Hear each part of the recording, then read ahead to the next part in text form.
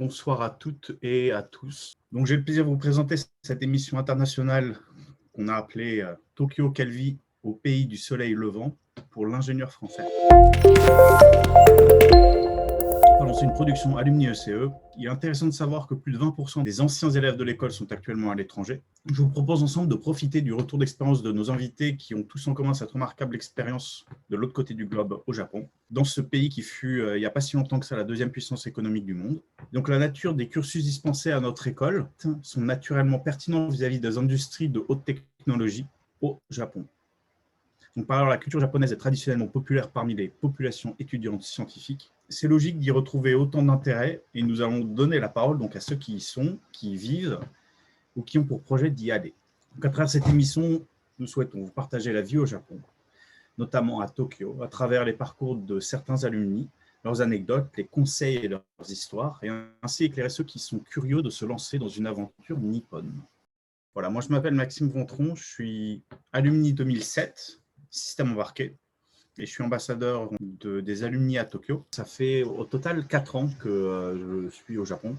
Bon, il y a eu des allers-retours. Je travaille à Tokyo dans une entreprise qui s'appelle DriveMod, où je suis responsable du product management dans des services mobiles. Peut-être Alex, tu peux te présenter?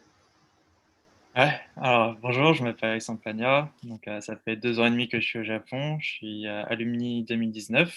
En ce moment, je travaille pour une entreprise qui s'appelle Mina Denyoku. Donc, c'est un distributeur d'énergie renouvelable. Donc, je travaille dans l'équipe IT et je travaille plus particulièrement dans le développement d'une blockchain. Super. Et toi, Hugo?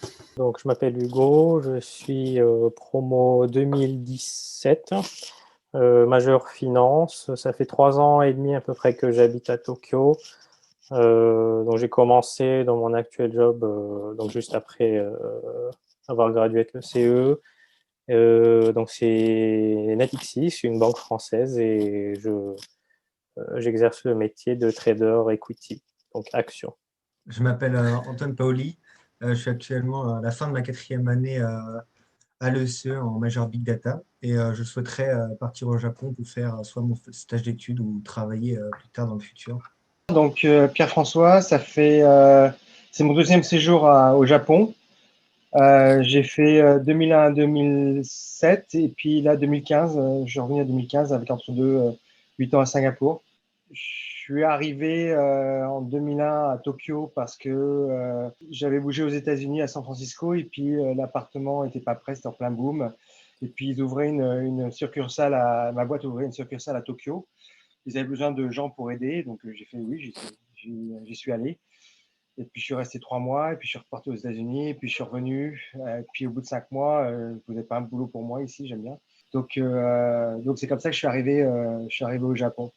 Bon, la première question, c'est pourquoi, Alexandre et Hugo, pourquoi vous avez choisi le Japon? Moi, j'ai choisi le Japon parce que, alors c'est un peu compliqué, mais il y a 5 ans, j'ai pu faire en fait un Arbeit, donc on voit un petit boulot au Japon, dans une boulangerie française. Et à l'époque, je connaissais pas très bien le Japon, mais j'ai pu passer en fait 2 mois là-bas.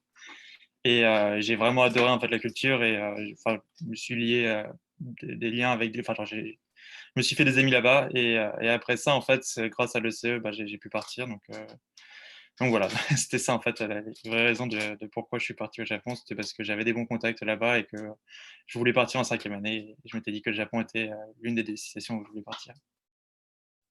C'est-à-dire, tu as Okay. trouvé avec l'ECE. Comment? Tu as dit, tu as réussi à trouver grâce à l'ECE, c'est-à-dire. Non, je suis, enfin, en fait, j'ai trouvé en fait mon Arbeit tout seul, mais sauf qu'après, j'ai pu repartir au Japon grâce à l'EC en 1G5. Donc, En échange. oui, c'est ça. Ok, d'accord. Peut-être pour ceux qui n'ont pas forcément bien compris, Alexandre parle de ce qu'on appelle au Japon un arubaito. Arubaito, ce qui est en fait un travail étudiant local, en quelque sorte. C'est ça. Et toi, Hugo, qu'est-ce qui t'a fait choisir le Japon?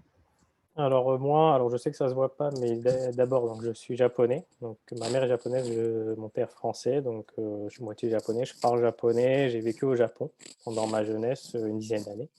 Donc j'ai toujours eu cette idée, pourquoi pas donc de travailler au Japon. Enfin, c'était un choix tout à fait plausible. Pendant mes études, donc j'ai fait une année de césure pendant laquelle j'ai fait un stage de 1 an au Japon, dans une banque au Japon. Et sinon, en dernière année, j'ai aussi fait un stage en banque en France. Donc, en fait, j'ai eu l'expérience, on va dire, des deux côtés. Donc, une banque française en France et une banque japonaise au Japon. Ça m'a permis d'avoir, enfin, de comparer les deux cultures, les deux systèmes, voilà, les deux expériences. Et voilà, ça m'a confirmé que je voulais vraiment travailler au Japon. Et donc, dans la boîte où je faisais mon dernier stage de fin d'études, donc qui est Natixis en France, j'ai cherché un travail au Japon euh, via les sites carrières en interne et j'ai passé les entretiens sur place à Tokyo et c'est comme ça que j'ai été pris. C'est quoi, selon toi, les grandes différences que tu as pu constater en France et au Japon? Et qu'est-ce que tu as peut-être apprécié en France, moins apprécié en France, que tu as apprécié, moins apprécié au Japon? Et qu'est-ce qui a, on va dire, t'a fait choisir plutôt le Japon que la France? On va commencer par les points positifs. Bon, le Japon, c'est surtout, je pense, une certaine forme de professionnalisme. Les gens, en tout cas en finance, sont pour la plupart extrêmement passionnés par leur métier et c'est quelque chose que je respecte. Et quand on est jeune et qu'on commence une carrière, on a surtout envie d'être entouré par ces gens-là, je pense. Donc, euh, voilà, être entouré de collègues passionnés, c'est quelque chose pour moi qui est très positif. Sinon, bah, en France, donc durant mon stage, alors ce n'est qu'un stage, hein, mais certes une expérience. Les points positifs, je dirais que c'est l'ambiance est très cool quand même.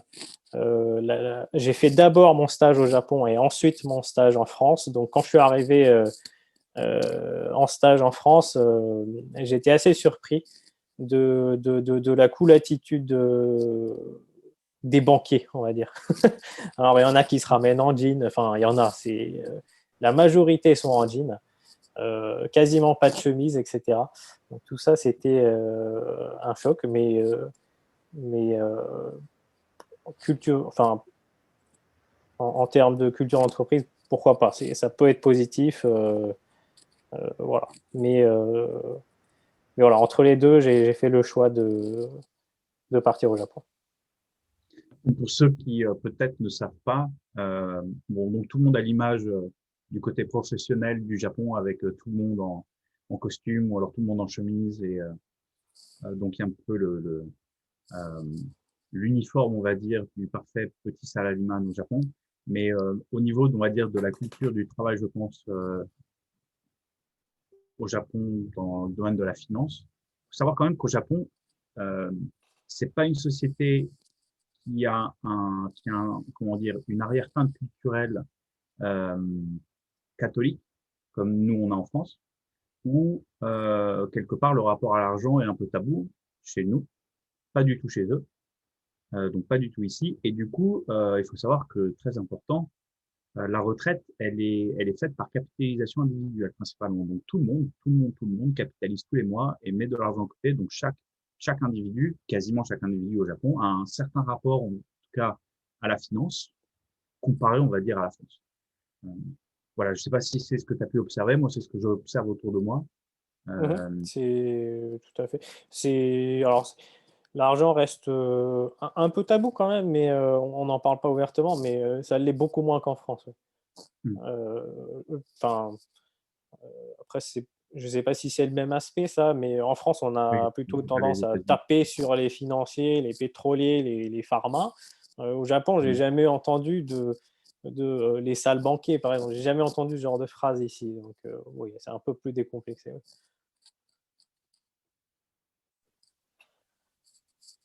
Et toi, Alex, qu'est-ce que tu as pu observer, on va dire, sur la culture je sais pas, peut-être que c'est quelque chose qui te passe au-dessus de la tête. Bah alors, niveau financier, j'ai aucune idée. Enfin, je ne me rends pas trop compte vraiment parce que bon, bah, enfin, je parle rarement avec mes amis japonais de ça et j'avoue que je ne sais vraiment pas. Euh, Après, par rapport à la culture japonaise, bah, enfin, en tout cas en entreprise, j'avoue que moi, c'est ma première expérience professionnelle, donc je ne peux pas vraiment comparer ça avec la France. Hmm.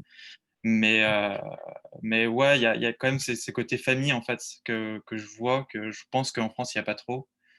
ou par exemple, pour les entretiens d'embauche, ils recrutent plutôt les gens par rapport à aussi les activités qu'ils font, genre voir s'ils collent bien ou pas avec l'entreprise. Enfin, je sais que ça c'est pour mon entreprise, mais bon, ça, c'est à peu précis à ce que je dis. Mais il y a quand même ce côté-là. Après, il y a aussi des choses comme par exemple le Doki, qui est en gros le nom qu'on donne aux gens qui arrivent en même temps dans l'entreprise et qui se soutiennent entre eux quand ils ont des problèmes à cause de ça. Et je pense que ça, c'est vraiment très différent de la culture de l'entreprise en France. Enfin, j'ai cette impression. Après, comme je vous dis, c'est première expérience professionnelle, donc je ne sais pas vraiment par rapport à la France, mais ouais, ça, c'est un des trucs qui m'a le plus frappé en fait au début quand je suis arrivé dans cette entreprise. Ah oui, Alex, du coup, tu as vu, la hiérarchie est très importante dans les boîtes au Japon, alors qu'en France, il y a plus ce côté communication assez égalitaire au niveau de tous les niveaux. Donc, par exemple, on peut parler, par exemple, je peux être stagiaire et parler au big boss comme je parlerais à mon supérieur ou à mon collègue. Ouais.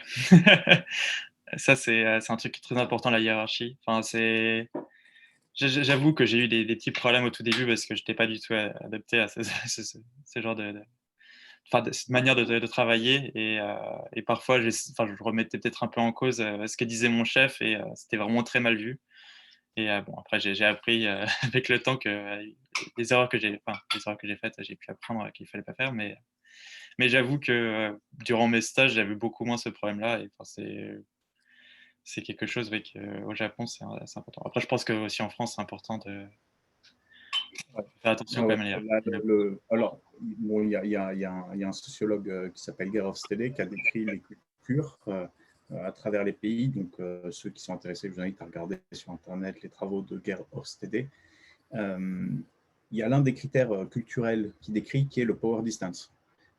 Et en fait, quand on regarde le power distance en France par rapport au Japon, par rapport, on va dire, aux cultures anglo-saxonnes, le Japon et la France, on est relativement haut. Je crois que le Japon est un peu plus haut que la France, mais c'est pas si élevé que ça. C'est-à-dire que malgré tout, c'est assez.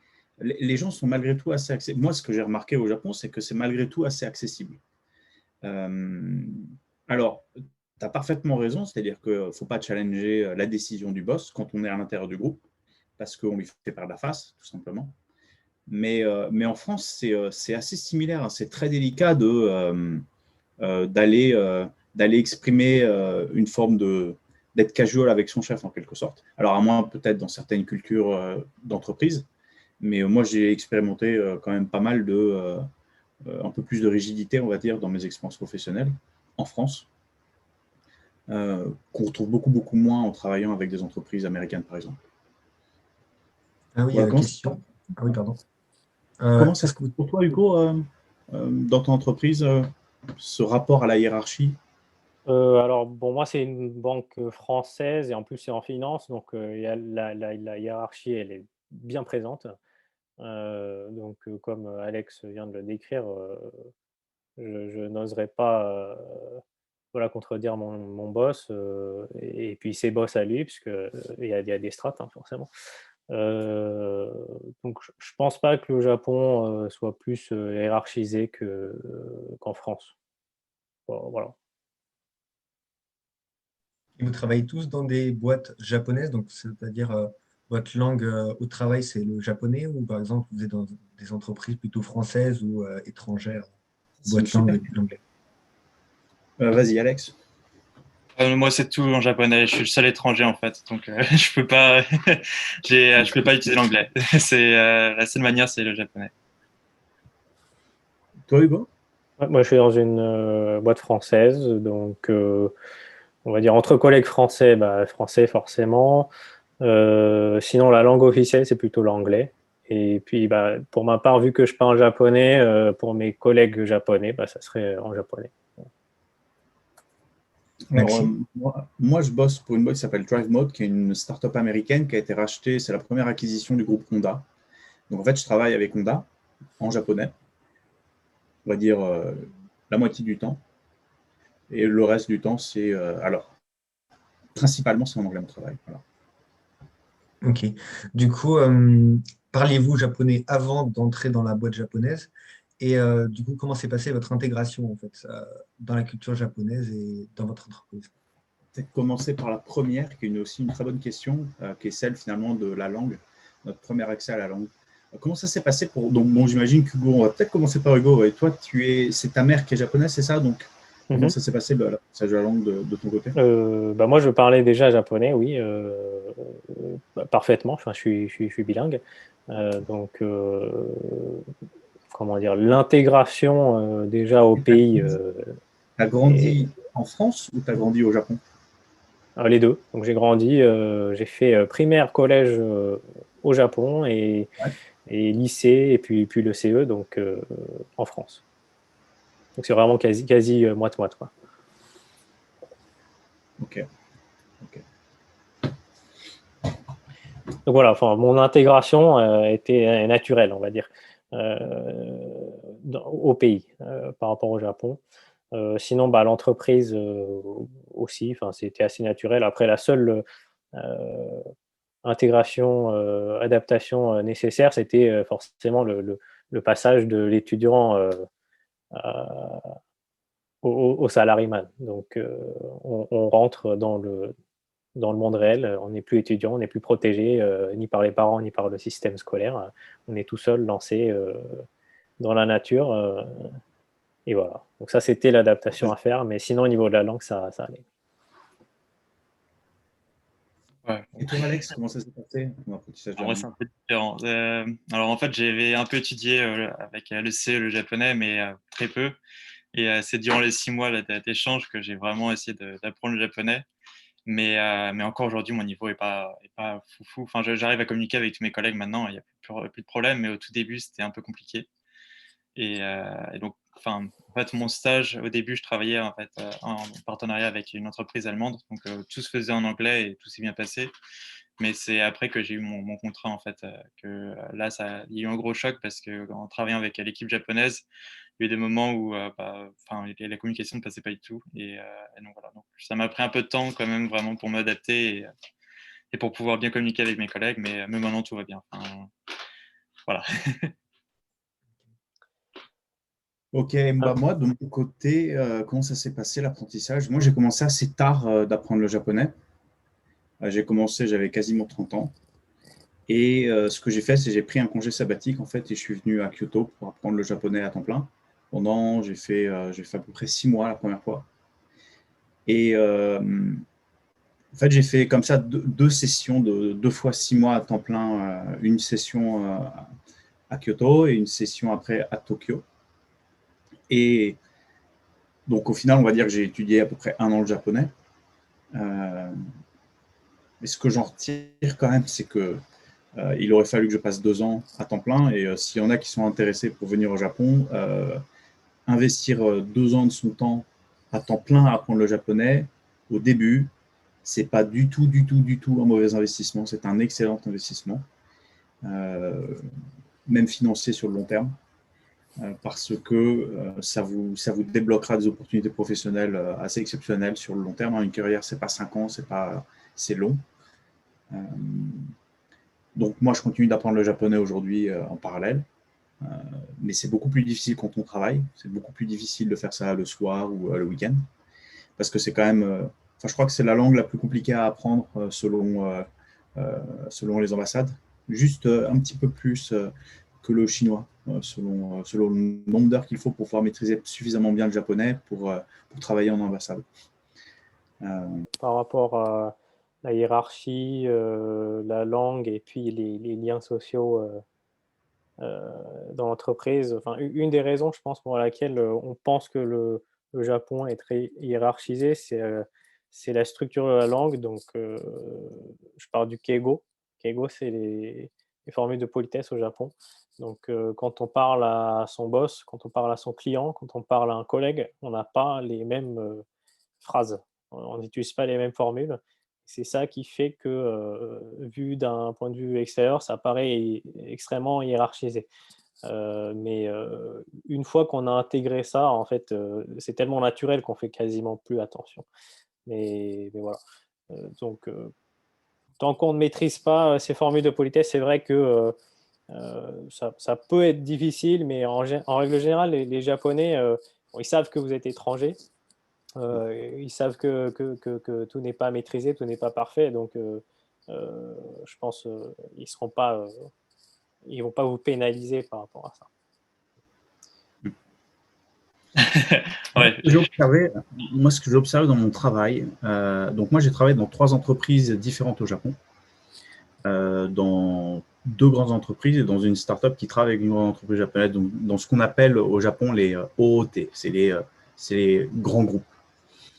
Et le fait de, en fait, c'est très particulier parce que quand on a, alors quand on n'a pas, on va dire, le morphotype japonais physiquement,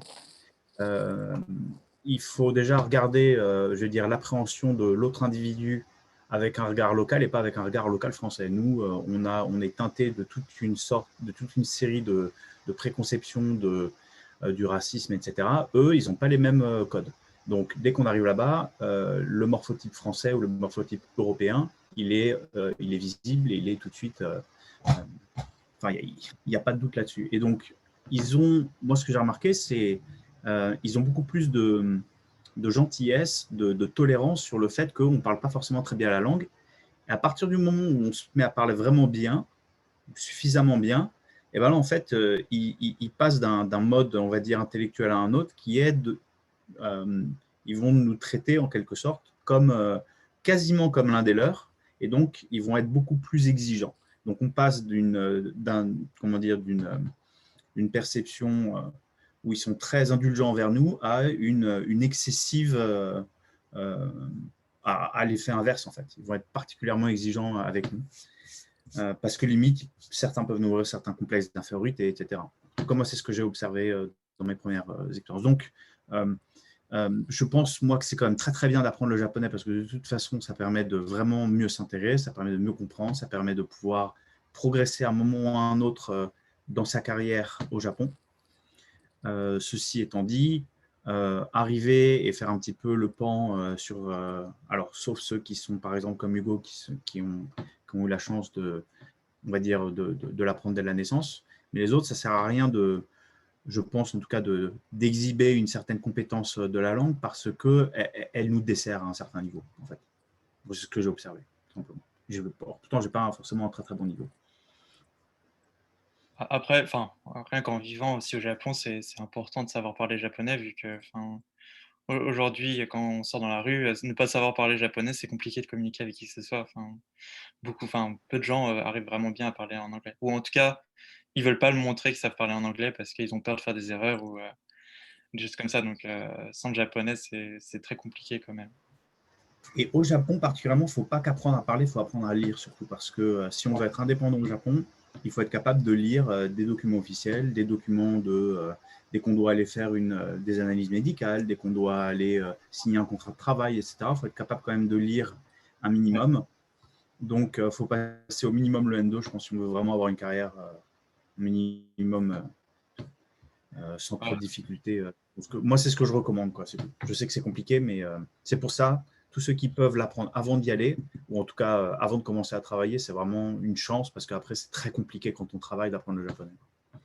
Je pense qu'après, N2, c'est peut-être trop. Si c'est pour un premier travail au Japon, N3, ça va très bien. Et je pense qu'on peut aussi apprendre beaucoup après au travail. J'ai cette impression quand même. Moi, je pense que tu as eu de la chance parce que moi, j'ai toujours remarqué que c'était compliqué. J'ai jamais pu trouver de travail au Japon avant d'avoir un N2, moi, personnellement. Après, malgré quelques années, quoi. Ouais. Après, je suis Alors après, ça dépend de son expertise, entre guillemets. Par exemple, si on est développeur Android et qu'on a déjà une première expérience développeur Android, je pense que c'est beaucoup plus facile de trouver du travail au Japon. Par contre, il faut trouver le visa. Donc, il faut venir avec un visa vacances-travail. Et là, vous trouverez c'est facile de trouver du travail à ce moment-là.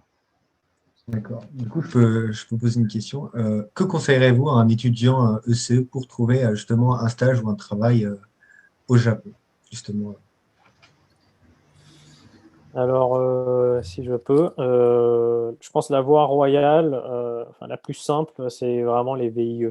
Alors pourquoi? Parce que les VIE, c'est adapté à votre situation, enfin les étudiants. Vous trouvez un VIE dans une entreprise française et vous partez au Japon. C'est très facile. Au niveau des contrats, tout est déjà setupé, il n'y a rien à faire. Et puis, voilà, des VIE, on a plein. Moi, en finance, donc il y a 4 banques françaises qui sont installées au Japon et pour certaines d'entre elles, ils ont une armée de VIE. Donc ça, c'est vraiment la voie royale, en tout cas en finance. Après, pour les autres secteurs, je ne sais pas. Est-ce que Maxime, tu as d'autres pistes? Non, moi, l'autre piste enfin, celle que j'ai expérimentée moi, je pense que la meilleure, c'est celle que tu as dit, c'est le VIE. Il faut trouver une entreprise avec un VIE. Donc, il ne faut pas le faire trop tard, forcément, parce qu'il y a une certaine limite d'âge. Après, il y a l'autre possibilité qui consiste à venir avec un visa vacances-travail, où là, on peut trouver un travail parce qu'on est sur place. Mais souvent, en fait, moi, j'ai vu plusieurs choses. Moi, j'ai un ami, il est venu avec un visa d'étudiant pour apprendre le japonais. Donc, s'il y en a qui veulent venir, par exemple, étudier à temps plein dans une école de japonais, elle dispense des visas d'études. Donc, on peut obtenir un visa, on va dire, de 1 an ou de 2 ans pour venir étudier à temps plein le japonais. Et ensuite, au fur et à mesure qu'on progresse, à partir d'un certain niveau, on peut trouver un travail parce qu'on parle japonais suffisamment bien. Et à ce moment-là, les entreprises peuvent sponsoriser un transfert de visa. C'est un peu plus facile à faire que simplement en étant en France et en cherchant à trouver un travail ici au Japon. C'est normal, il faut établir un certain niveau de confiance. Donc, quelqu'un qui ne parle pas japonais, comment établir la confiance avec un employeur? Donc, c'est le VIE dans ce cas-là. Si ce n'est pas le VIE, ça veut dire qu'il faut venir sur place. Et pour venir sur place, il faut avoir le temps d'apprendre la langue. Donc, c'est soit le visa d'étudiant, soit un visa vacances-travail si on parle déjà un minimum japonais, ou alors pour pouvoir perfectionner, et dans ces cas-là, peut-être essayer d'obtenir un travail. Mais si on fait un visa vacances-travail et qu'on n'a pas d'expertise et qu'on ne parle pas bien japonais, ça sera limite une perte de temps, ça sera compliqué de trouver un travail. Donc il faut avoir soit la langue, soit une certaine expertise dans un domaine, comme par exemple du développement Android ou autre. Ouais. C'est ce que je pense aussi. Enfin, je pense que aussi déjà le visa, c'est le truc le plus important. Enfin, la plupart des entreprises ne vont pas donner un visa comme ça. Enfin, je sais que moi, dans mon cas, ils m'ont accepté parce que j'avais déjà un visa étudiant. Donc, ils se sont dit qu'il y avait une période d'essai qu'ils pouvaient me donner en fait avec ce visa d'étudiant. Et après, renouveler en fait mon visa si tout se passait bien. Ce qui est arrivé, mais bon. Et après aussi, par rapport à si des gens sont déjà au Japon et qui cherchent un travail et qui sont à un niveau déjà décent en japonais, je pense que tous les sites internet, il ne faut pas trop chercher sur LinkedIn, mais plutôt regarder sur des sites comme Indeed ou des sites comme ça où il y a beaucoup d'offres. Enfin, je sais que j'ai fait un majeur SI et il y a beaucoup d'offres en informatique. Surtout qu'aujourd'hui au Japon, je pense qu'il y a des choses, il y a des sujets, par exemple la cybersécurité, où parfois ils cherchent, beaucoup d'entreprises cherchent en fait des gens en cybersécurité. Donc voilà, c'est tout ce Une que j'ai à dire. super transition qui est de celle de commencer à parler un petit peu du dynamisme du marché de l'emploi japonais. Du coup, quels ont été qu'est-ce que tu penses du marché de l'emploi au Japon, Alex? Ouais. À quel point c'était difficile pour toi de trouver et qu'est-ce que tu penses de ce marché au final? Alors moi j'ai eu beaucoup de chance parce que quand je cherchais en fait mon stage de fin d'année, fin d'études, j'avais déjà eu une expérience en fait en blockchain et j'ai vu en fait un post LinkedIn de l'ambassade française qui expliquait que une entreprise qui vend de l'énergie renouvelable cherchait en fait, a une blockchain et cherchait en fait des gens pour la blockchain parce qu'ils n'avaient pas encore d'équipe formée autour de ça. Et donc en fait, j'ai contacté directement le CEO de l'entreprise qui m'a directement en fait recontacté et m'a accepté pour mon stage. Et surtout que je travaillais après avec ces entreprises allemandes et ils cherchaient quelqu'un qui savait parler en anglais. Donc voilà. Après, je pense que Comment tu as obtenu ton visa? mon visa d'étudiant, c'était grâce en fait à l'ECE, en faisant ces échanges en fait universitaires où j'ai eu 1 an de visa étudiant. Et au bout de l'année en fait de visa étudiant, j'avais déjà fait en fait mes 6 mois avec mon entreprise qui, au bout des 6 mois, me renouvelait en fait avec un visa de travail. Et D'accord, donc ils t'ont sponsorisé le visa travail. c'est ça, c'est ça. Mais en Et, étant sur place, parce que tu avais une expertise, tu n'avais pas forcément la langue, mais tu ouais, étais sur place pour ce visa et tu avais une expertise qui t'a permis de trouver ce travail. ouais, j'ai eu beaucoup de chance sur ce coup-là. Mhm. Après, j'avoue qu'en voyant les gens qui viennent dans l'équipe IT de mon entreprise, ils attendent pas tant que ça en fait d'expérience en fait en informatique. Ils espèrent plus en fait que les gens matchent bien avec l'équipe plutôt que vraiment qu'il ait des connaissances. Alors ça, Enfin, c'est un super sujet. Moi, il y a vraiment deux cultures au Japon. ouais. Euh, le Japon, on va dire, un peu traditionnel. Moi, c'est ce que j'observe. Je suis vraiment baigné là-dedans depuis plusieurs années. Et ce que je vais expliquer, bon, ça reste que mon interprétation et mon expérience, mais je pense qu'elle n'est pas forcément très éloignée de la réalité. Euh, le, il y a vraiment deux cultures au Japon. La première, c'est une culture vraiment traditionnelle où globalement, ils n'ont pas d'expertise logicielle, de développement logiciel. Et ça, je pense que c'est intrinsèquement lié à plusieurs choses, notamment au fait que c'est une culture qui est très conservatrice et très risque averse. Et quand on regarde les cultures qui sont très successful, on va dire, dans le logiciel, ce sont les cultures anglo-saxonnes et ce sont l'inverse de ces deux critères fondamentaux de la culture japonaise. Donc, du coup, c'est une culture qui est très conservatrice. Ils ont peur, globalement, ils ont peur il y a peu d'entrepreneurs, il y a peu d'entrepreneuriat, on va dire à la France ou aux cultures anglo-saxonnes. Et c'est pas mal aussi lié finalement à l'histoire de ce pays qui est finalement isolé sur une île, avec rien à l'est. Et du coup, ça transpire à travers l'industrie logicielle. Ils ont peur systématiquement, ils ont peur d'innover, ils ont peur de développer des features systématiquement, en tout cas dans les grandes entreprises. Il y a énormément la crainte de la prise de la décision et souvent la décision du coup elle est prise bottom-up, c'est-à-dire que ce sont les troupes de base qui vont se réunir, qui vont décider ensemble et qui vont essayer de prendre une décision qui doit être sanctionnée par le management.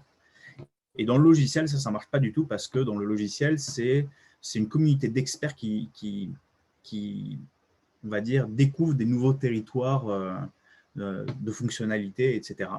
Et du coup, ce n'est pas du tout le mindset ici. Donc pour quelqu'un dans le logiciel, rentrer dans une entreprise japonaise, pour recouper sur ce que tu dis, rejoindre une entreprise japonaise dans le logiciel, moi, ce que j'ai observé en tout cas chez NTT et chez Denso, où j'ai travaillé, et c'est les jeunes diplômés sont formatés à un mode de pensée, un mode de travail qui est complètement déconnecté de la réalité du monde logiciel, complètement déconnecté, et qui est globalement qui est très mauvais, quoi. Donc, venez pas au Japon travailler dans des grandes entreprises japonaises pour devenir un expert logiciel, parce que vous serez jamais vous serez un très très bon généraliste, mais vous serez un très mauvais expert. Et aujourd'hui, ce qui paye dans le monde et ce qui permet finalement d'avoir une certaine indépendance de carrière, c'est d'avoir une expertise on va dire, dans un domaine. Moi, ce que j'ai observé, je ne sais pas ce que toi t'en penses, Alex, Hugo. Ouais, après, je vais laisser Hugo, mais ça fait parler à Hugo. Mais j'avoue que ce côté de aussi les étudiants qui viennent dans une entreprise et souvent en fait les entreprises n'attendent pas que genre, ils aient une quelconque connaissance. Ça c'est quelque chose aussi qui m'a un peu perturbé au début parce que je me disais moi que j'avais déjà appris beaucoup de choses à l'EC, que je pouvais l'appliquer et en arrivant dans l'entreprise je me rendais compte que pas tout. Enfin, je pouvais pas vraiment avoir tant de liberté que ça et que beaucoup de choses en fait étaient imposées par l'entreprise. Mais après, j'avoue aussi que j'ai eu de la chance parce que l'entreprise pour laquelle je travaille, c'est une start-up qui maintenant est devenue une PME. Donc, ils ont aussi un peu changé cette mentalité de vraiment suivre un cadre et de suivre en fait une seule technique. Mais parfois, quand même, ils le font encore. Et voilà. Donc, c'est le petit C'est un truc peu le aussi. deuxième Japon qui reste malgré tout plus flexible que le Japon très traditionnel. Et c'est bien que tu aies pu, c'est vraiment bien toi, que tu aies pu rejoindre ça, Ouais. parce que je pense que tu peux quand même expérimenter un peu plus d'innovation Oui. et pas trop de fais comme on fait et après tu auras le droit de t'exprimer. Je pense quand même, Même j'espère que. j'ai eu de la chance parce qu'avec le temps, en fait, ils m'ont donné plus de responsabilités parce qu'ils se sont rendus compte quand même que j'avais quand même des connaissances. Euh, donc ça, c'est quelque chose aussi où je me rends compte que beaucoup des gens qui viennent d'arriver en fait dans l'entreprise commencent vraiment avec aucune responsabilité et sont obligés de suivre en fait tout ce qu'on leur dit. Et donc ça, j'ai un peu évité. Donc ça, c'était aussi l'une des chances que j'ai eues. Bon, vas-y, vas-y. Toi, Hugo, ouais. Oui, globalement, je suis assez d'accord. Japon, technologiquement, c'est assez en retard, très analogue. Juste pour vous donner un exemple, je pense que c'est le cas pour vous aussi, mais sur nos cartes de visite, on a le numéro de fax, toujours. Donc le fax, technologie qui existe plus depuis quoi, 15 ans au moins à l'Occident. Bah, au Japon, on a toujours ça parce que quelque part, bah, c'est toujours possible qu'un client dans le bled utilise un fax. Donc, il faut avoir ce moyen de communication. Sinon, bah, je suis d'accord sur l'analyse. Les grands groupes japonais sont extrêmement conservateurs. Ce qu'on appelle les shinsotu, les new grads qui rentrent dans les grosses boîtes. Euh, pour faire simple, oui, ils apprennent absolument rien à l'université. Ils apprennent rien en termes de compétences qui va être immédiatement applicable à leur job. Donc, souvent, en fait, leur majeur n'a rien à voir avec le métier qu'ils exercent juste après. Et ici, c'est normal. Ici, c'est normal d'entrer dans une entreprise qui est donc sa deuxième famille et on va tout leur apprendre du début. Mais littéralement, comment prendre un téléphone, comment décrocher, comment parler à un potentiel client ou une personne externe. Tout est manualisé. Voilà. Donc, et aussi, votre diplôme n'a pas autant d'importance qu'en France. C'est-à-dire que vous pouvez sortir de Todai, université de Tokyo, qui est donc la meilleure université du Japon, ou d'une université, on va dire, tier 2, tier 3. En fait, le salaire va être le même, plus ou moins. Plus ou moins. En fait, il va dépendre de la taille du groupe souvent, mais il ne va pas dépendre de votre université. Alors qu'en France, on sait que en fonction des écoles d'ingénieurs, il y a des écarts. Les écoles d'ingénieurs, écoles de commerce, etc., il y a des écarts de salaire. Ici, ce n'est pas le cas. Tout le monde commence au même niveau. Donc, c'est sûr que pour quelqu'un qui a fait des études très pointues, très spécifiques, qui a des compétences et qui veut les appliquer et qui veut être payé pour ça, le Japon, c'est pas forcément l'environnement idéal. Oui. À moins d'aller En tout cas, les grands groupes déjà une première, à moins d'avoir déjà une première expertise qui est recherchée par certaines entreprises, et auquel cas, dans ces cas-là, plutôt aller travailler dans les gaishikei, dans les entreprises étrangères, donc pas forcément dans les entreprises japonaises. Et c'est là où en fait on peut finalement débloquer des salaires très intéressants, plus intéressants qu'en France, je pense. Alors, toute proportion gardée, parce qu'après, il faut regarder le niveau total de qualité de vie. Et même si on a des salaires plus élevés au Japon, on n'y gagne pas forcément en qualité de vie. Ça, on en reparlera un peu après. Du coup, c'est quoi le prix de vie au Japon, du coup? Je pense que c'était ça qui voulait en parler. Est-ce que c'est cher par rapport à la France ou, je ne sais pas c'est quoi la différence avec les salaires entre la France et le Japon. Alors nous, qu'est-ce qu'on a en France? Le SMIC, il est quoi? À 1 500 € à peu près, c'est ça? 1 600? Ils n'ont pas vraiment de SMIC. Ils ont, on va dire, le niveau de salaire. Tu vas me corriger, Hugo, je pense que tu sais ça mieux. Il y a un SMIC horaire, mais voilà. Et on va dire au niveau du baito, finalement, c'est quoi? C'est autour 700 de yens 1000 yens à Tokyo, ouais. 1000 yens dollars. Quoi. Ah oui, alors ça dépend de la région, exactement. Nous, en France, c'est uniformisé. Au Japon, ça dépend du niveau de vie,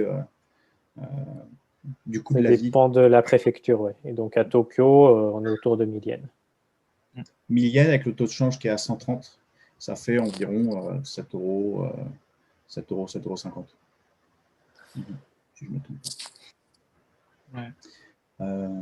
Donc, on va dire peut-être que le salaire le plus bas, il est similaire. Maintenant, moi, ce que je peux observer, c'est que ça dépend vraiment des métiers, mais en France, peut-être que euh, après, on va dire, 3 ans d'expérience professionnelle, 3 à 5 ans d'expérience professionnelle, on va dire en sortant de l'école, déjà, on touche quoi, à peu près 38 39 000 euros, c'est ça aujourd'hui? Quelque chose comme Antoine. ça. Oui. Ouais. Euh, Après 3 4 ans, disons qu'on peut prendre 5% par an au début en France, peut-être 2%, puis 10%, 15%, puis 1-2%, enfin, pour arriver assez rapidement à 50 000 euros entre 3 et 5 ans finalement, et puis arriver vers 60 000 euros. Après, c'est quand même un peu compliqué. Moi, je suis remarqué autour de moi, c'est que même aux alentours de 30 ans et au-delà de 30 ans, de dépasser les 70 ou les 80 000 euros, c'est pas évident en France, notamment à Paris. Et alors, la province, n'en parlons pas. Alors qu'au Japon, moi, ce que j'observe, hein, ça va dépendre un peu du métier, de la concurrence qu'il va y avoir dans le métier. Mais dans l'IT, ce sont vraiment les métiers qui sont les plus attractifs en quelque sorte. Et on va parler de, on va dire, âge équivalent. On va être un petit peu mieux payé. On va gagner peut-être 10-15% de plus qu'en France, à peu près. Mais le coût de la vie est beaucoup plus cher ici. Donc, alors, la qualité de vie est différente. Donc, en fait, ça dépend ce que vous. C'est un choix de vie. C'est un choix de vie entre est-ce que vous cherchez une qualité de vie. Si on cherche une qualité de vie, je pense que la France est peut-être meilleure que le Japon sur certains aspects, notamment, enfin, on y mange très bien. Il y a une richesse culturelle qui est indescriptible en France. Il y a une richesse intellectuelle qui est très très poussée.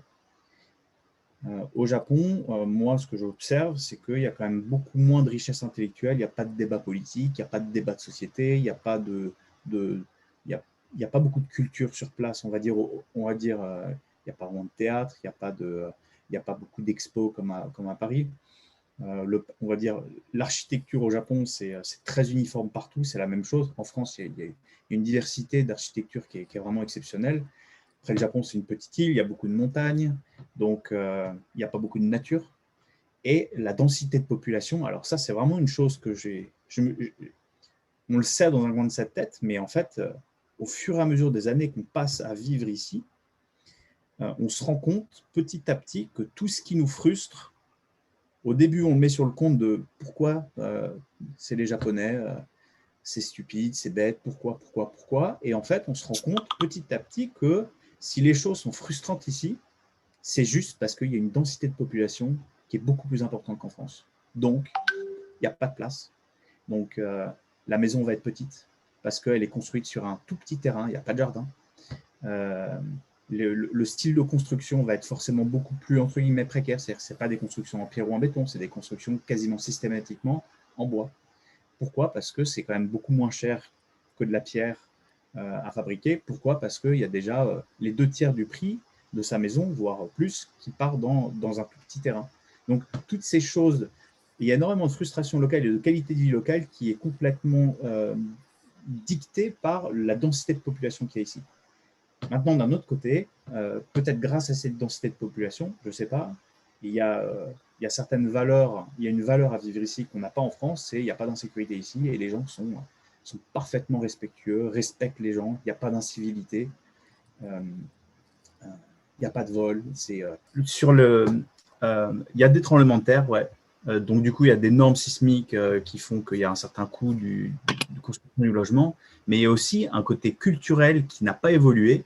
Par exemple, quand on parle des Leikin, Shikikin, le fait qu'on paye tous les ans un mois de salaire, un mois de loyer au propriétaire, et ça, c'est juste un aspect culturel qui, historiquement, était fait pour repayer des bâtiments qui se détruisent à cause des tremblements de terre, mais avec ces normes, ça n'a plus lieu d'être. C'est comme la prime charbon à la SNCF. C'est exactement la même chose, mais sauf que ça ne change pas du tout. Du coup, il y a un coût de la vie qui est culturellement élevé, qui n'est pas challengé par les gens, en tout cas par les politiques. Ouais.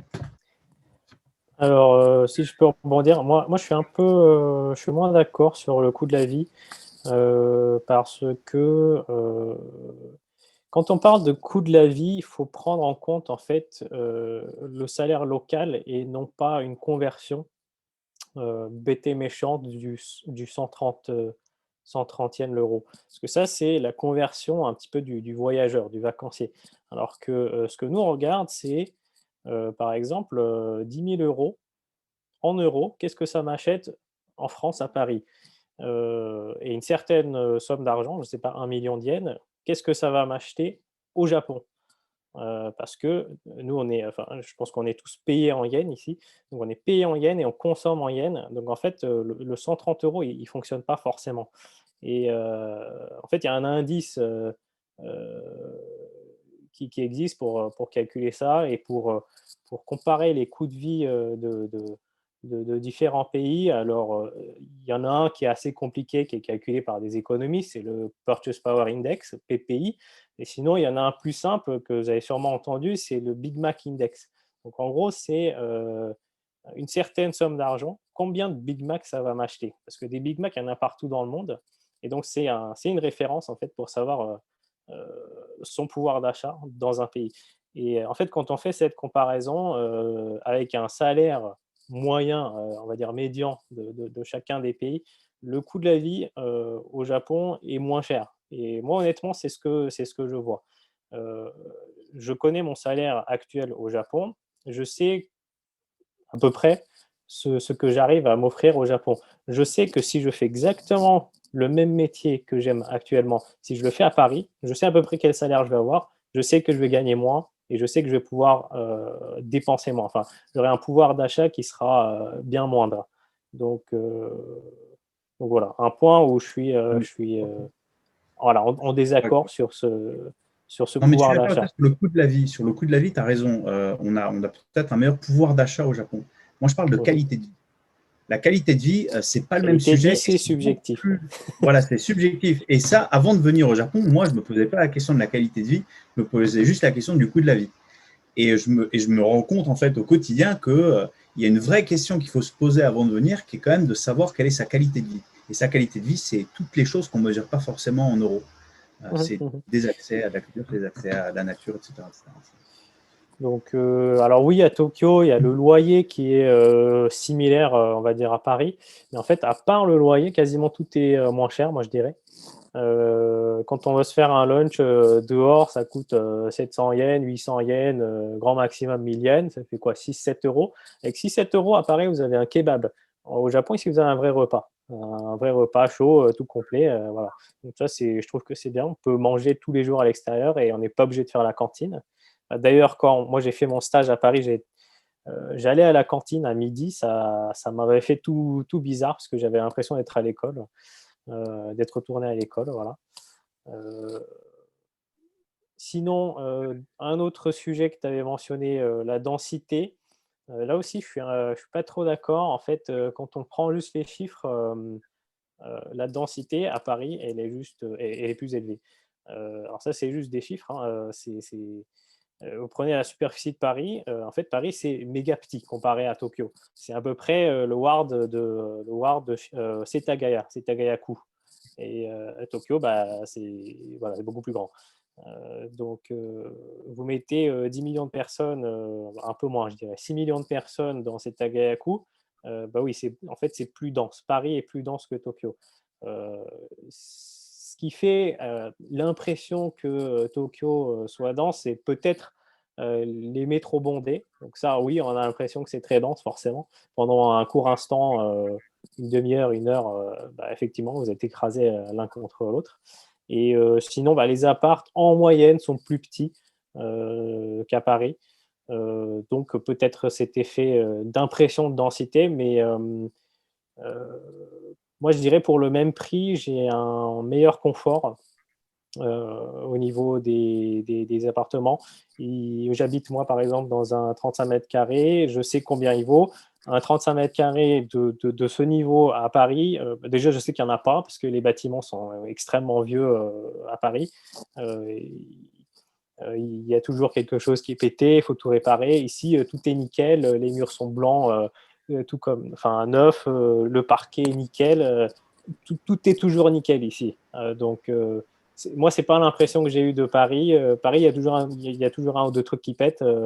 Et voilà, c'est un peu bancal, il n'y a pas d'ascenseur, alors que pourtant, on paye 1200 euros. Voilà. Donc, moi, je dirais, pour le même prix, meilleur confort à Tokyo, au niveau des loyers. En ce qui concerne, pour moi, le Japon, d'après mon expérience, c'est la Rolls-Royce. Au niveau qualité de vie, au niveau sécurité, au niveau prédictabilité, je peux faire quasiment tout ce que je pourrais faire en France. Il y a de la culture, il y a de l'ingéniosité, il y a du respect, il y a pas bon. C'est pas toujours tout rose, mais pour moi, j'ai trouvé un très bon équilibre par rapport à mes autres expériences. En fait. Et tu Et travailles une des dans raisons une aussi pour qu'ils entreprise construisent japonaise? une des raisons pour lesquelles ils construisent aussi en bois, c'est à cause du séisme, parce que ça encaisse mieux certains séismes. Et du Le coup, choix du bois est très important justement pour les maisons à cause de ça. et puis aussi, enfin moi j'en discute, ils ont pas beaucoup de pierre ici en fait. Ils cultivent beaucoup du bois dans les Ils font du forêts. béton Donc, pourtant. Hein. Ils font du béton. Hein. Ils en oui, ont mais du béton. pas de la construction en pierre comme nous on peut avoir Ah parfois en non, France. mais ça ne tiendrait pas. J'ai, pour l'anecdote, j'étais un moment en Russie et il y avait une équipe de Japonais qui était là pour observer pour une structure pour construire la même. La structure, je ne sais pas si vous connaissez Fly Station, là, le tunnel avant à Saitama. Et donc, en Russie, le bâtiment, c'est en briques. Et il y avait tous les Japonais qui étaient là. Ça ne restera jamais un tremblement de terre. C'est impossible de construire ça Donc, en fait, oui, la pierre, non. D'ailleurs, si vous voyez les bâtiments en pierre, en fait, c'est un bâtiment en béton avec la pierre collée devant. Et les pierres, Ouais. elles font 1 centimètre d'épaisseur, en fait. Mais bon, c'est très bien fait. Et pour ce que je fais, je travaille pour une fintech qui s'appelle Symfony et qui fait de la communication sécurisée pour les financial services, pour les banques, etc. On est Donc, voilà, utilisateur de gère Symfony. Pardon?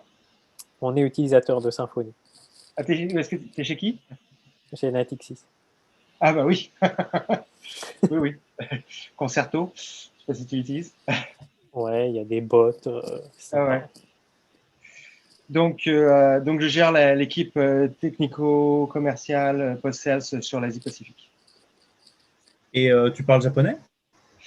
Je parle un japonais de cuisine, un truc pour m'en sortir. J'ai beaucoup fait de progrès en anglais depuis que je suis la région, on va dire. Mon japonais, je le comprends en meeting, etc. Par contre, le parler, c'est non. Ça a été trop difficile. Ouais, je continue à prendre des cours. Hein. Il y a pas de, je désespère pas, mais bon, c'est pas très élégant mon japonais. Ouais, c'est ce que j'ai dit. Moi aussi, je prends des cours, mais la progression, elle est quasi flat, quoi, parce que c'est pour ça que si on peut avoir un temps plein au début, se mettre pendant 2 ans, moi, si j'avais pu faire 2 ans à temps plein, c'est à refaire. Et 100%, hein, copine, machin, etc. Il faut y aller à fond, il faut acheter à fond. Hein. Autrement, c'est dur. Un truc par rapport au niveau de vie, pour rebondir un peu, le truc aussi avec le Japon, surtout Tokyo, c'est que c'est la ville la moins polluée du monde. Donc déjà, c'est un meilleur cadre de vie. Et sinon, après aussi, par rapport au métro qui sont bondés, au final, comparé à Paris, où les gens sont beaucoup plus respectueux, il y a beaucoup moins de problèmes. En tout cas, je me sens beaucoup mieux dans un métro bondé à Tokyo que dans un métro bondé. Ouais. Même que dans un métro pas trop bondé en France, à Paris. Ouais, un métro qui arrive toutes les 90 secondes en gare de Shibuya, quand même. Non, ça c'est énorme. Et après aussi, il y a plein de choses. Le fait que tout soit ouvert 24 heures sur 24, il y a assez facilement accès à beaucoup de choses. Ouais, c'est vraiment une ville 24 sur 24. C'est un pays qui est très pratique. Ouais. J'ai une question assez générale, c'est qu'est-ce qu'être français au Japon? C'est quoi la vision des Français au Japon? Comment s'est passée l'intégration? Enfin, qu'est-ce qu'être français au Japon? L'intégration s'est Finalement, passée ça plutôt rejoint bien. un petit peu la question que tu avais posée. Ouais, vas-y. J'ai trouvé que ça s'est très bien passé. Il y a une très, enfin, je trouve que culturellement, il y a une. Alors, il y a des très bonnes connexions culturellement entre le Japon et la France, sur la nourriture, sur le respect de la nourriture, etc., mais aussi sur les arts. Bon, le truc qui est complètement différent, c'est la façon de bosser, c'est clair. On va être clair. Mais il y a vraiment beaucoup de choses qui sont en commun, et je pense qu'il y a beaucoup de Japonais aussi qui aiment, bon, ils idolâtrent les Américains, enfin, ou peut-être une relation un peu différente, mais ils apprécient beaucoup aussi le côté français. Donc moi j'ai trouvé ça assez facile en fait.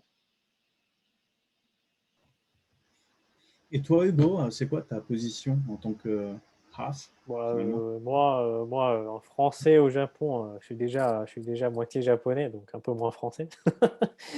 Je sais pas trop quoi dire. L'intégration, j'ai vraiment eu quasiment aucune difficulté au niveau de l'intégration, en tout cas culturelle. Donc, voilà, après, au travail, comme dit Pierre-François, comment dire, la technicité de l'ingénieur français est plutôt bien vue, et la bienvenue même. Euh, voilà. Après, il y a peut-être le côté râleur des Français qui déplaît, mais c'est tout, hein. Ouais. Il y a L'apprentissage de l'ingénierie français est quand même bien vu, pas seulement au Japon, hein. Ça surprend Oui. pas mal de monde.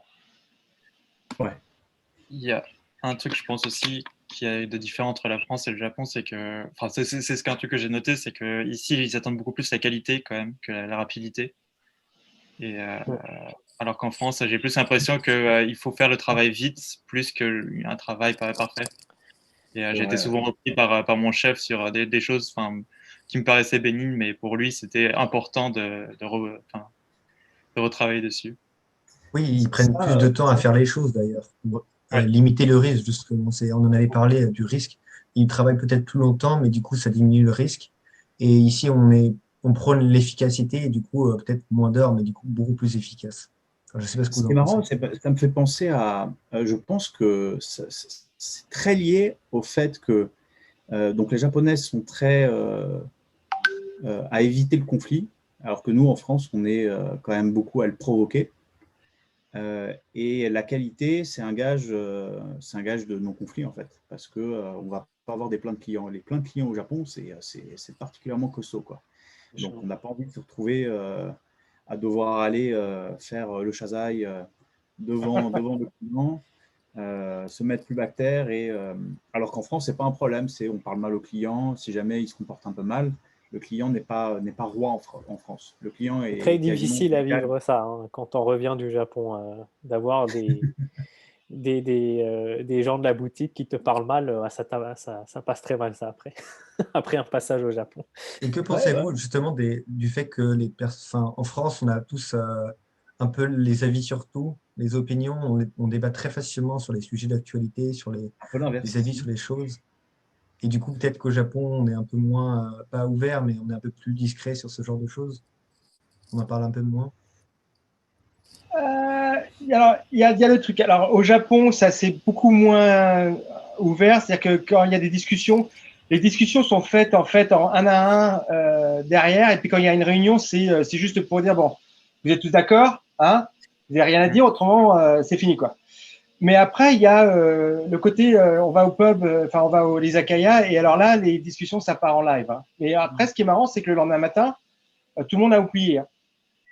Tout le monde, il y a personne qui se souvient. Donc en fait, il y a quand même du débat, il y a quand même de la discussion, etc. Mais c'est pas c'est pas le débat à la française avec l'argumentation. Enfin, c'est un peu plus, c'est un peu plus subtil, je trouve. La France, c'est un pays qui est très politique, qui est très politisé, où il y a beaucoup qui est d'ailleurs très, très regardé en Europe et en Afrique. Je veux dire, notre vie politique a un certain attrait, alors qu'au Japon, le niveau de la vie politique japonaise, il est particulièrement. C'est simple, on a le choix entre deux teintes de bleu, en fait. Là. Et Ouais, c'est ça, globalement, il ne se passe pas forcément grand-chose. Et puis c'est pas populaire. Ici, la politique n'est pas populaire, il ne se passe rien. Il se passe rien.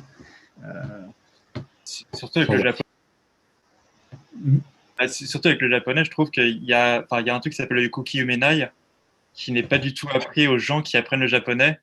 Et parfois, en fait, enfin, je sais que ça m'est arrivé plusieurs fois d'être dans un izakaya avec mes collègues et qui, à un moment, ils me disent, en fait, tu as dû rien comprendre de ce dont on parlait parce qu'on utilisait le Kuki Umenai. Et moi, je lui disais, bah non, Alors, expliquez-moi. ne pas le cookie yomenai, ça veut dire cookie, c'est le vent, et yomenai, c'est pas capable de lire. Donc, en fait, il y a un trait culturel au Japon qui consiste à devoir savoir lire le vent. C'est-à-dire, lire le vent, c'est comprendre finalement, comprendre l'intention, ce que veut exprimer l'autre, sans qu'il l'exprime avec des mots. Voilà. Donc, il faut être quand même beaucoup plus perceptif aux sentiments de son interlocuteur à travers finalement le regard, finalement, comparé à la France. Et ça, je pense, alors moi, de mon expérience, ça s'acquiert avec le temps en étant en contact avec des Japonais. Parce qu'ils sont beaucoup plus silencieux, ils sont beaucoup plus finalement à l'écoute des autres. Et finalement, ça nous renvoie très rapidement à sa propre personnalité parce parce qu'on est beaucoup plus dans le débat, on est beaucoup plus dans une forme d'agressivité verbale que non pas. Et rapidement, quand on se sent finalement isolé dans cette attitude,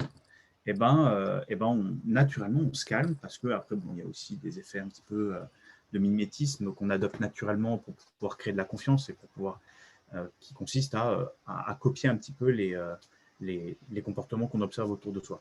Donc, ouais, le cookie omenai, moi, le fait d'être capable de lire un petit peu comment dire, le langage non verbal, ça s'acquiert pour moi un peu naturellement, j'ai l'impression. On m'a expliqué quelque chose quand je suis arrivé au Japon et ça m'a toujours marqué. Donc en France, par exemple, on dit que la parole est d'argent, le silence est d'or. Au Japon, le silence est perfection. Et ce qui veut dire que si tu arrives à comprendre ton interlocuteur sans ouvrir la bouche, c'est parfait.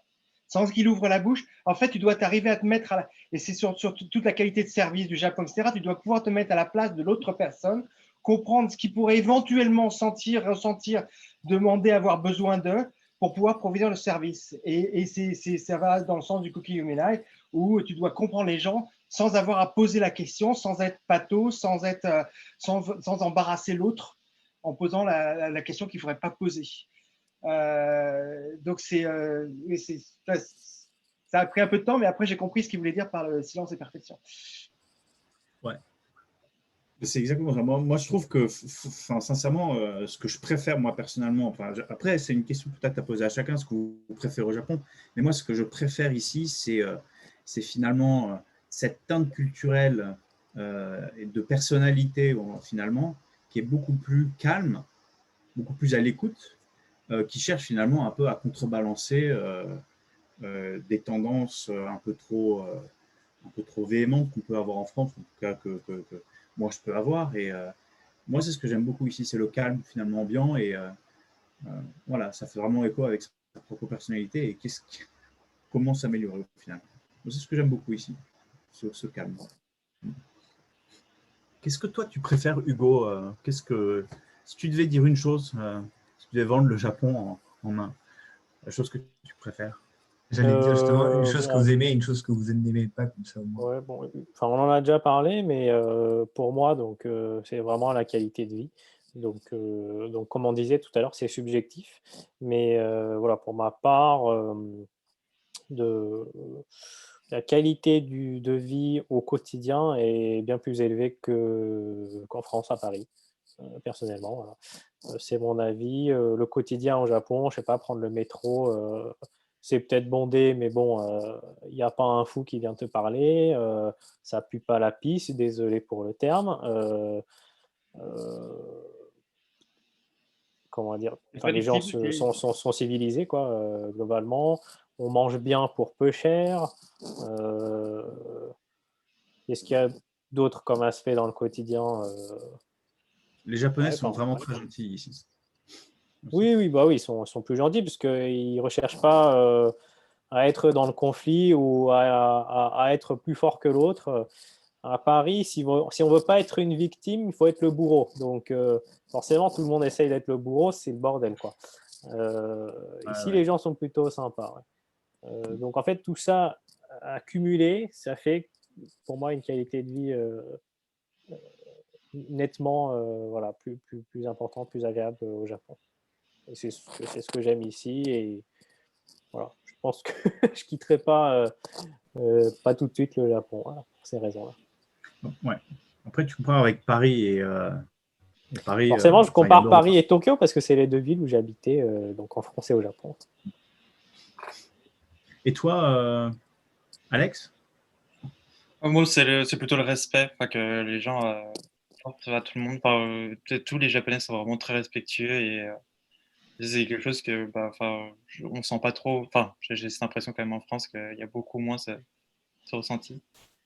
Et ouais.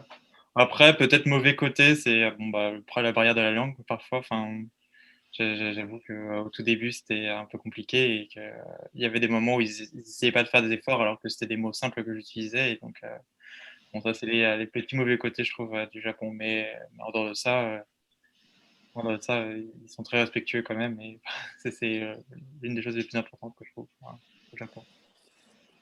Ouais, et Tokyo Heat, on est tellement nombreux que effectivement, il peut y avoir une certaine distance entre les personnes. Ils peuvent être assez froids, quoi. Voilà. Si vous voyez une mamie se rétamer en vélo à l'autre bout de la rue, enfin à Paris, je pense là, il y aura quand même quelques personnes qui vont essayer de la ramasser. À Tokyo, il n'y a personne. Elle doit se ramasser toute seule. Ouais, j'ai vu ça. Ouais. Donc voilà, ça peut être assez froid ici.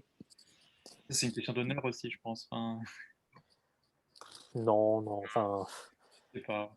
C'est ce qu'on essaye de faire croire, mais non, c'est juste que Ouais. les gens, ils ont la flemme d'aller porter à l'aide à une personne, et puis parce que Ils n'ont pas envie de se faire observer, j'ai l'impression. C'est très particulier ouais. parce que d'un autre côté, dès qu'on demande de l'aide, ils prennent du temps pour nous aider, alors qu'en France, c'est plutôt l'inverse.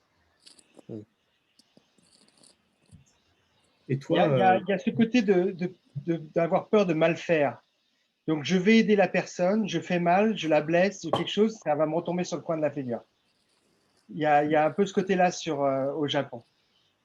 Du coup, il y a beaucoup moins de spontanéité. Effectivement. J'ai une anecdote, c'est sorti plusieurs fois dans les news. On parle, donc c'est le cas d'un salariman, je sais pas moi, qui a la quarantaine par exemple, donc ce qu'on appelle un oji-san, hein, voilà, un homme habillé en costard à quarantaine qui trouve, je sais pas, imaginons une petite fille de 8 ans qui a priori est perdue. Elle pleure, elle est dans la rue, elle est perdue. Ce vieux monsieur vient lui parler, où est ta maman, etc. Et puis les personnes qui sont autour de ces deux personnes voient l'interaction et se disent, ah, c'est un pervers qui essaye de kidnapper la petite fille. Et du coup, il y a des gens qui ont appelé les flics pour dire, il y a ce monsieur qui essaye d'embarquer la petite fille, etc. Et ce monsieur a eu de sérieux problèmes. Il a dû aller au tribunal, etc., pour expliquer que ce n'était pas le cas. Il devait aller chercher les images, les vidéos, la caméra, etc. Il devait tout prouver lui-même qu'il n'avait pas de mauvaises intentions. Et il a eu de sérieux problèmes. Donc, c'est un super exemple. Moi, c'est ce que j'aime le moins au Japon, c'est qu'il y a une culture de la dénonciation. Et quelque part, c'est à toi de faire tes preuves que on doit faire, comment dire, on est présumé coupable dans ce pays. C'est le système judiciaire qui je pense, qui est profondément. Alors ça c'est vraiment un conseil que je donne à tous ceux qui seraient intéressés pour venir au Japon. Renseignez-vous sur le système judiciaire au Japon parce qu'il est vraiment très différent du système judiciaire français. Et donc il y a beaucoup de défauts en France, mais s'il y a quand même une chose qui est bien en France, c'est le système juridique, le système judiciaire. Parce que, ouais, à partir de quelqu'un, il y a vraiment cette culture de si quelqu'un dénonce, c'est qu'il a ses raisons et c'est que forcément, il ment pas. Et cet exemple que tu donnes là, il est parfaitement, il illustre parfaitement cette espèce de culture ambiante de la dénonciation. Alors que nous, on a une culture très différente. C'est-à-dire que la dénonciation, c'est le pire crime depuis la Seconde Guerre mondiale. Il ne faut plus dénoncer. Donc, on a vraiment cette différence fondamentale. Bon, après, c'est assez asiatique, hein, la dénonciation. Mais, Ouais, voilà. Donc, cet exemple du monsieur et de la petite fille est sorti plusieurs fois dans les news et voilà, sur Twitter, sur les réseaux sociaux, il y a plein de gens qui disent moi, c'est bon, c'est la dernière fois que je vais aider quelqu'un parce que je me retrouve à chaque fois dans la merde et ça crée des distances. Ouais. Et toi, Pierre-François, qu'est-ce que tu apprécies particulièrement? Qu'est-ce que tu aimes moins ici? Lenteur parfois. Mais bon, la lenteur vient avec. Il bouge très lentement. Rien que parce que si on compare. Tu parles du travail, hein, d'accord. Pardon? Tu parles dans le travail. Oui, le travail, c'est lent pour faire bouger les choses. Même mes collègues qui sont dans ma boîte et qui sont japonais, oui, ils sont japonais. Bon, ils ont une petite expérience étrangère, on va dire. Travailler à l'étranger ou être élevé à l'étranger, ils trouvent que c'est vachement lent, quoi. C'est faire bouger les gens, accepter, prendre des risques pour accepter une nouvelle technologie, alors qu'ils en ont besoin. Hein. Le coût, Hugo, il travaille, c'est dans la finance, mais le nombre de trucs où c'est encore envoyé par fax. C'est-à-dire que si vous n'avez pas un fax, et même American Express, pour envoyer des documents, il faut leur envoyer par fax ou par courrier. Ils n'acceptent pas les PDF et les emails. C'est impressionnant. Bon, là, ils viennent finalement de dire que pour certains documents, il n'y a plus besoin du hanko, du tampon. Mais enfin, bon, cet aspect de. Même dans l'IT, à un moment, ils m'ont expliqué, en fait, dit bon, là, on va juste faire un petit upgrade, là, on va améliorer le système. Non. Si on rajoute des nouvelles fonctionnalités, c'est un nouveau projet. Qu'est-ce que vous voulez dire, un nouveau projet? C'est un upgrade, c'est normal, là, tous les quarters, on monte. Non, c'est un projet. Alors, on va t'expliquer. Un projet, c'est 10 ans. Donc, on va dessiner un produit pour faire, il va faire X, Y, Z pour dans 10 ans. Dans 10 ans, quand il y a besoin de le rénover, enfin, de faire quelque chose de nouveau, ce sera un nouveau projet. Donc, on va refaire une séance de pre-sales, machin, pendant 5 ans pour préparer le projet dans 5 ans pour qu'il se fasse un autre 10 ans. Quoi. C'est incroyable. Quoi. Donc, oui, mais c'est un autre aspect. C'est comme ça qu'ils obtiennent la qualité que l'on observe. C'est parce qu'ils essaient de prévoir tous les aspects. Alors, un des avantages, c'est la qualité. Un des inconvénients, c'est la lenteur.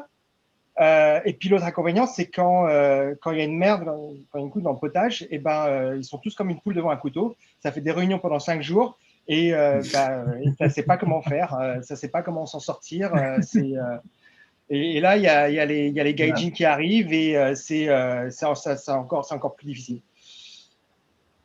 On l'a vu sur pas mal de. Il y a des exemples monstrueux. Il y a des étrangers, pour ceux qui. Oui, pardon, étrangers. Il y a des exemples monstrueux, comme par exemple l'avion qui s'était écrasé dans les montagnes et il y avait les Américains qui savaient où c'était, qui avaient envoyé les secours en hélicoptère. Et puis, les Japonais font non, c'est un problème japonais, vous rentrez chez vous. Et ça leur a pris quand même 2 jours pour trouver l'épave. Hein. Il y a une hôtesse de l'air qui avait écrit le bouquin, là, qui avait entendu un peu tout le monde mourir en attendant. Mais bon, il y a pas mal de choses comme ça. Hein. Savent pas réagir, savent pas ajuster à l'inconnu. On les voit au jour le jour aussi. Hein. Okay. Le cas du Covid, en fait, c'est un bon exemple de comment c'est géré ici. C'est-à-dire que les gens sont tous très, très disciplinés, mettent tous des masques. Du coup, il y a eu une très forte inertie, finalement, on va dire, de diffusion du virus.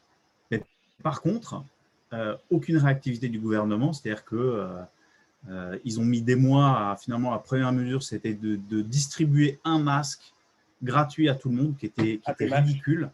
2 masques. Voilà. 2 masques. Bonjour, ok. Ils ont fait quand même des choses. Oui, c'est un souvenir. Mais donc, c'est ça qui est très, très. C'est-à-dire que c'est fascinant d'un côté et c'est terriblement frustrant de l'autre. Et du coup, voilà, c'est un melting pot de choses qui sont particulièrement brillantes et particulièrement frustrantes.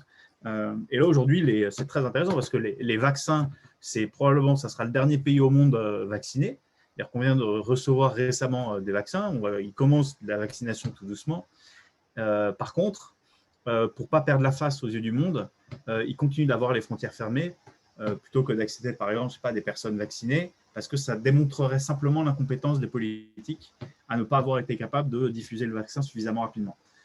Donc voilà, c'est cette inertie qu'il y a, mais d'un autre côté, c'est quand même très appréciable de vivre, on va dire, avec le coronavirus au Japon, parce que les gens respectent quand même les règles, et il n'y a pas besoin de passer une loi pour que les gens ne sortent pas. Ouais. Après, les Japonais sont très méfiants quand même auprès du vaccin. Enfin, je sais que j'ai parlé avec beaucoup de Japonais qui disaient que le vaccin, ils y croyaient, mais bon, ils préféraient quand même voir un peu comment ça se passait dans les autres pays avant de faire quoi que ce soit. Donc, Les Japonais sont très méfiants de la médecine de l'Ouest d'une façon générale. Ils n'aiment pas les médicaments, ils n'aiment pas. Il y a une défiance. Ouais, il y a une peur de l'inconnu français. Qu'on appelle les late adopters. Ouais. Ouais. Ah oui, eux, ils sont carrément sur l'autre côté de la courbe. Ouais. Bon, eh bien, on va arriver au bout d'1 heure et demie. Je pense qu'on a fait le tour quand même de la question japonaise. Une partie on n'a partie. pas pas trop parlé de la situation, on va dire, du travail. Donc, moi, je dirais juste un dernier mot. Il y a très peu de chômage dans ce pays. Et si on fait de l'IT, c'est encore un Eldorado, ce pays, par rapport au reste du monde. Parce que tout est à faire et qu'il y a une culture à transformer. Et ce qui est bien, c'est qu'ils souhaitent se transformer. Bon, ils ne savent pas comment faire, ils ont du mal à le faire, mais dans l'IT, dans le logiciel, c'est un peu un Eldorado sur les 20 prochaines années. Il y a beaucoup il y a toute une génération qui a été étudiée à l'étranger, etc., et qui revient pour monter leur propre boîte. Donc, en fait, je dirais, il y a deux IT. Soit on se retrouve dans la grosse boîte, les Fujitsu, ou certaines banques un peu lourdes, etc. Et c'est pas vraiment l'Eldorado. Ou alors, effectivement, on apporte des connaissances et un savoir particulier, et on peut se retrouver dans certaines startups qui sont quand même bien sympas. Après, tout dépend de chacun. C'est qu'ils veulent se transformer. Moi, j'ai travaillé dans des grandes entreprises au Japon, et en fait, ils ont de plus en plus, les exécutifs des grands groupes japonais, ils ont tous cette conscience de leur nécessité impérieuse de se transformer, mais ils n'y arrivent pas, parce que ça désigne une transformation culturelle, avant tout. Mais ceux qui ont une experte, de toute façon, leur transformation digitale, la transformation de leur façon de travailler, ça passe par de l'expertise qu'ils n'ont pas globalement dans ces grands groupes. C'est pour ça que je dis entre guillemets un Eldorado, c'est parce que ils sont prêts à payer très très cher des ressources de jeunes américains, de jeunes français, de jeunes européens et d'autres pays, parce qu'ils ont souvent cette expertise des technologies cloud, pour résumer. Il y a quelque chose, il y a eu un accélérateur là, Covid, ça a donné un coup de fouet à pas mal de grosses entreprises, et qui se rendent compte que ils ont dû prendre en fait des décisions beaucoup plus rapides, et on voit des transformations qui s'accélèrent même chez les gros. En fait. Ça m'a fait penser à une anecdote d'un ancien collègue donc je l'ai rencontré en banque, mais avant d'arriver en banque, il travaillait en assurance. Et donc, il travaillait chez donc une assurance française, et il est passé chez un assureur japonais. Et en fait, à l'époque, alors c'était il y a longtemps quand même, mais à l'époque, les assurances japonaises n'avaient pas de modèle. Alors, c'est un truc de dingue quand on y pense, mais un assureur japonais, quand il fait une assurance vie, par exemple, il ne va pas prendre il va pas prendre en compte si vous êtes fumeur, si vous êtes alcoolique, si vous êtes en surpoids, votre âge ou votre métier, les risques que vous comportez. Il va faire ça au faciès, au pif. Donc, il va regarder votre tête et il va dire tu as l'air en forme, vas-y, je te donne. Ça va être ça le premium que tu vas payer. Toi, je t'aime pas trop, tu as l'air de travailler dans un métier un peu pourri, je vais te mettre un peu plus cher. C'était vraiment ça, le Japon, il n'y a même pas 20 ans, il y a à peu près 15 ans, c'était comme ça. Et donc, mon ancien collègue, un Français, qui est arrivé d'un assureur français, il s'est dit, c'est n'importe quoi, comment c'est possible que ça marche, ce truc. Et il a mis en place tous les modèles de l'assureur japonais, et c'est pas un petit, hein, c'est un énorme, c'est un mastodonte de l'assurance au Japon, quoi. Donc oui, il y a tout à transformer. Moi, je vais devoir y aller. Ouais. Parfait, donc on va rester là-dessus. Merci à tous ceux qui ont regardé. Merci donc Hugo, Pierre-François, Antoine, Alex pour votre participation aujourd'hui. J'espère que ça aura aidé ceux qui regarderont un petit peu cette vidéo à y voir un peu plus clair pour essayer de venir ou pas ici. Voilà. Et bonne soirée à n'hésitez tous. pas à nous contacter en privé sur LinkedIn. J'ai déjà eu quelques personnes qui m'ont contacté sur LinkedIn, mais vous êtes trop peu. Il faut nous solliciter, il ne faut pas hésiter. Voilà. Voilà, bonne soirée et bonne journée. Merci, bonne soirée. Au revoir. Merci. Ouais. Au revoir.